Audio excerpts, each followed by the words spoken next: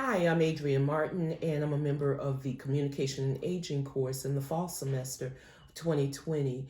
As a part of this course, we were tasked with um, interviewing someone who was 25 years younger or 25 years older than we are. So I'm a baby boomer, so needless to say, I needed to find someone who was 25 years younger. And for that task, I've got my lovely daughter who was my interviewee throughout the semester. And she's Ariana. She's going to tell you a little bit about herself. I'm Ariana Martin. I am a women's study major at Agnes Scott College. I am a sophomore and I play basketball.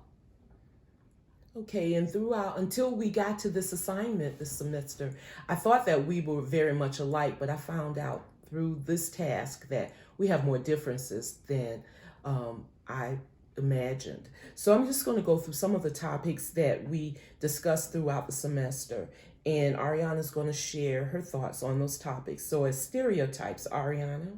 A stereotype I often experience is being called a millennial, although I'm a part of the Generation Z. Okay, and you show what term would you use for older adults? I would use the term elderly. And is that out of a respectful term in your mind or disrespect? I think of it as a more respectful term. Okay. And so we know that it's politically correct to call them older adults as opposed to elderly. Now, she's also going to share an intergenerational interaction that she experienced that was very interesting. Once in a Starbucks, I came across someone who was deaf, and I was able to change my language in order to communicate with him so that we can feel like connected. That was interesting, very interesting. And then where we found many differences was in media. I thought that we liked the same entertainment and television shows, but I found out differently. She likes New Girl, Bold Type, and Netflix. And I found out that I didn't even know what New Girl, The Bold Type, I didn't know what those shows were because I watch television news most of the time. So when it came to health, and Ariana's going to give us her perspective on health.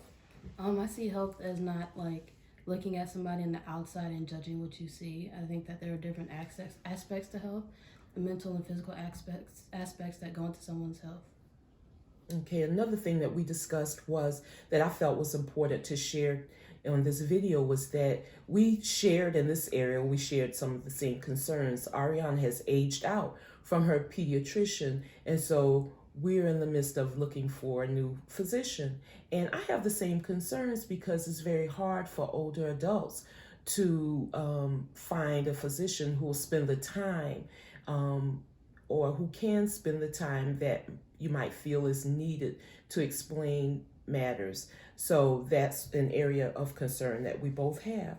Now, the next area was technology. And I think that I'm pretty technologically savvy. Well, at least after Ariana explains it to me. So Ariana feels that what about technology? I think that cell phones are a very reliable use of technology. She uses it for everything. She uses it to research. She uses it to text, to talk, to read books, to do homework. So it's a very useful device for her. So, and then another topic that we had was intergenerational spaces. And for this, our home since the pandemic has Gen Z, millennials, and baby boomers. So it's very interesting. Our outlooks on multiple generations, on entertainment, books, on everything.